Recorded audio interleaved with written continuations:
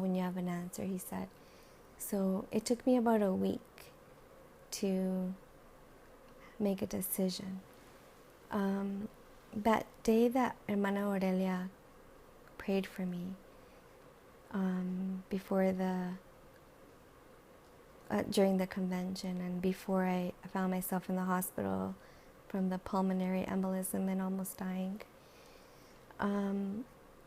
I was praying. I asked for prayer. I requested prayer to the group of mujeres in my church, of ushers in my church.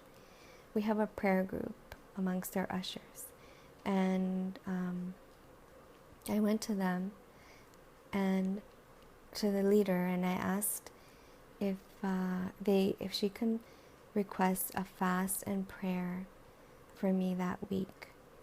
That was a Monday, so after the convention. And she said, okay, I'll do that. And then the same day she said, I have some sisters on board who are going to fast and pray this week, because that week on the Friday I had a CT scan scheduled, or an MRI, and I just wanted prayer for that, so that the results can show that the cancer is gone. And so that whole week I was praying, they were praying, I was declaring, I shall live and not die and declare the works of the Lord. I would declare, daughter, be of good cheer, your faith has made you well, go in peace. I was praying and declaring that. And I was asking God to keep me alive for my son, because he needs me.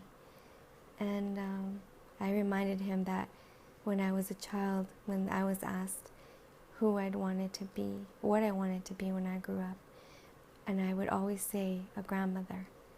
So to this day, I want to be a grandmother, and that's what I've been praying for. I prayed for that as well that week. So that week was a week of prayer, and look what happens. I ended up in the hospital. God saved my life.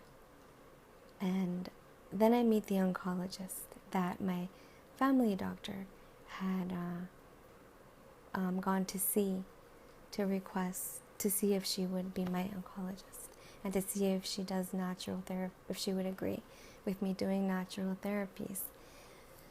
So then just heard him telling me that when I was in his office a week later, I felt like God was answering those prayers from my sisters.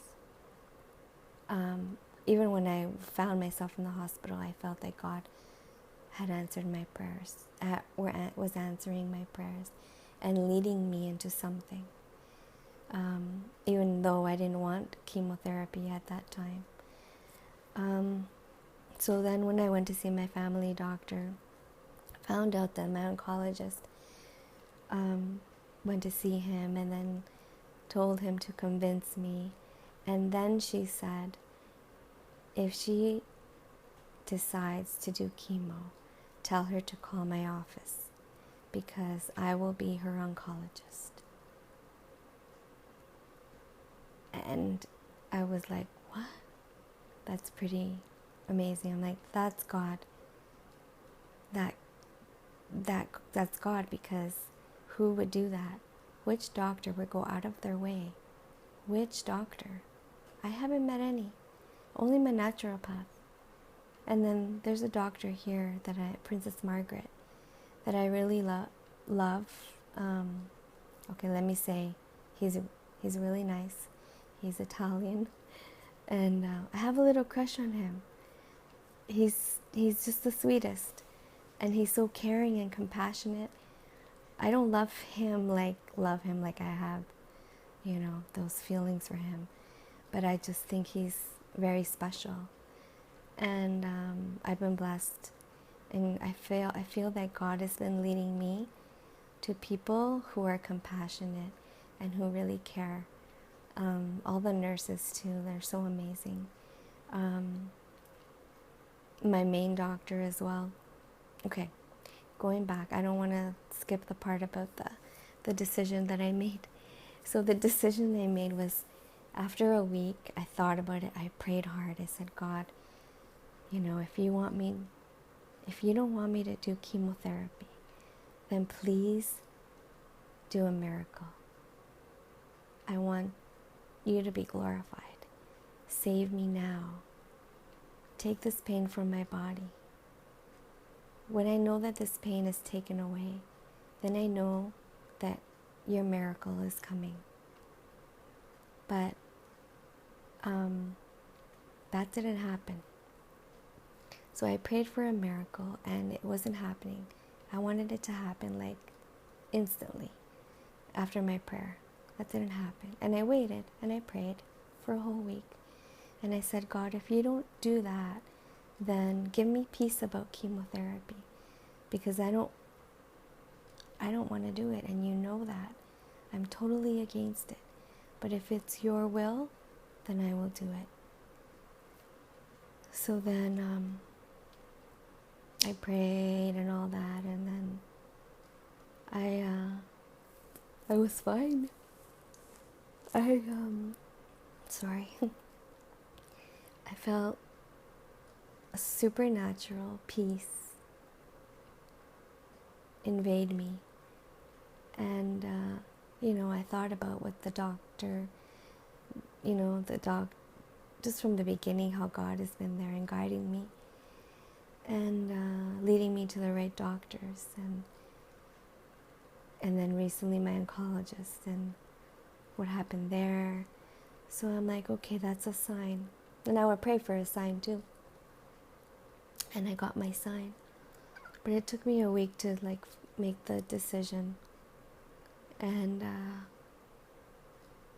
today I can say that chemotherapy has saved my life. God obviously saved my life. And this is just where He wanted to lead me. So I don't have any regrets. I don't have any bitterness towards God, because my miracle didn't happen. My instant miracle didn't happen. But my miracle did happen because He led me to what needed to be done. I am just a vessel. I am just a vessel in God's hands. And I don't believe that this happened to me because I am a sinner, that I'm not right with God. I don't believe that I have cancer because I did something horrible. Because I've sinned against Him, because Hi. You're okay? Yeah, I'm good. That was the nurse just checking on me. She scared me.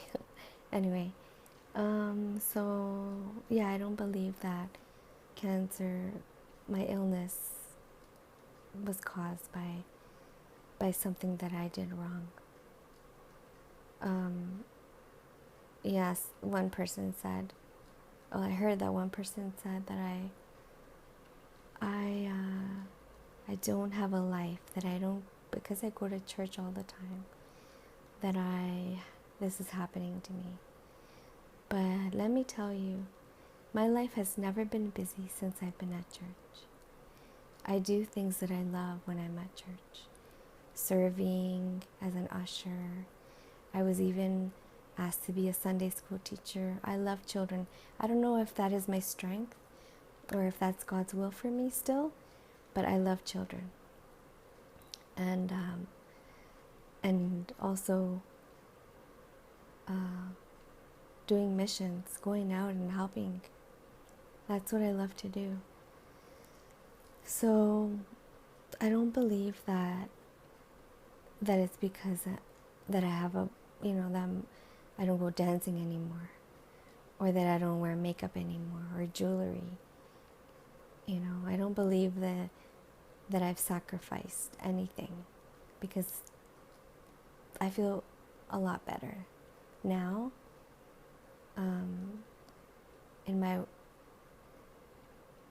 In just about everything, I feel better than I did before I came to Jesus.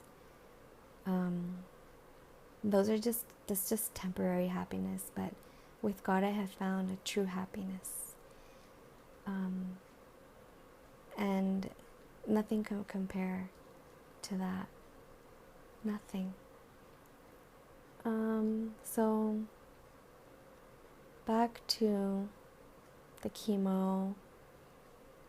In July, I had 6 sessions of chemo, and all the glory to God, because those 6 sessions were 3 weeks apart, and they were like that because they were high-dose chemotherapy treatments, and it was called RCHOP.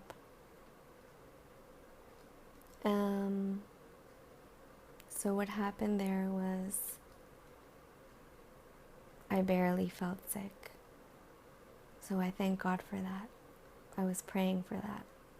And normally you hear people feel terrible, vomiting all the time. Their nails get ruined. Things happen. But with me, I vomited during my first treatment at the hospital. And then that went away. I never took any of the prescription drugs that they sent me home with, like anti-nausea medication or antacid or anything like that. I never did that. I just stuck with my natural therapies, like curcumin, green tea extract, SCAC, vitamin D, magnesium, CoQ10, vitamin C, high-dose vitamin C therapy. I would do Epsom salt baths to remove toxins from the body. Seaweed, because they bind to toxins. Juice every day. Have a lot of fruits and vegetables. So I did all of that, and I think that helped me with the side effects.